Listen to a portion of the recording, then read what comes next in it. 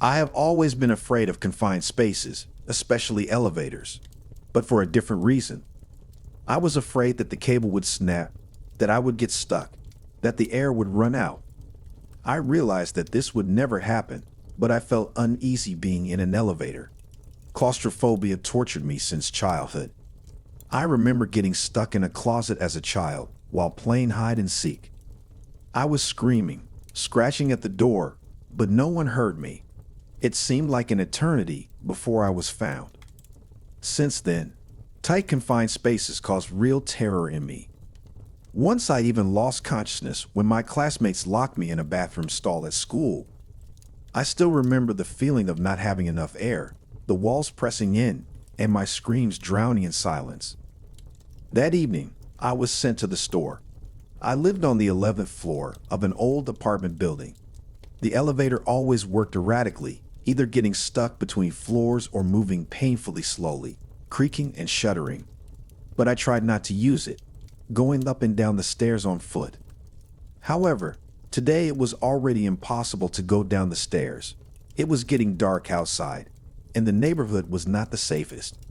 Strange companies who caused me anxiety often gathered in the entrance. I had to gather my will and take the elevator. I approached the elevator doors and felt my heart beat faster. I took a deep breath and resolutely pressed the call button.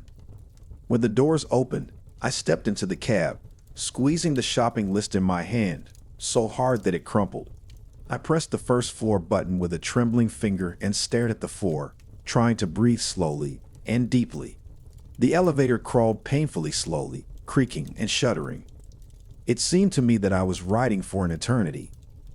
A couple of times it even got stuck between floors. Then I could barely contain the panic, feeling the air become hot and stuffy, and the walls pressing in from all sides.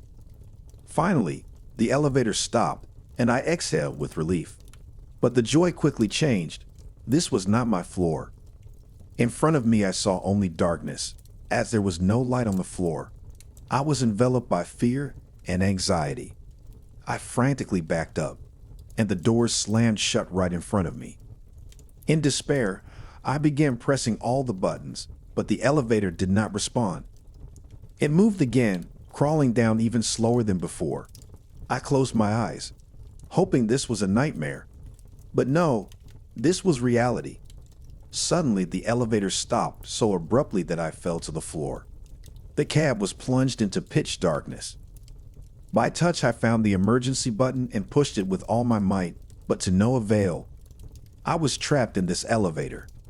Through the panic, I heard a rustle in the corner of the cab, as if someone was here with me.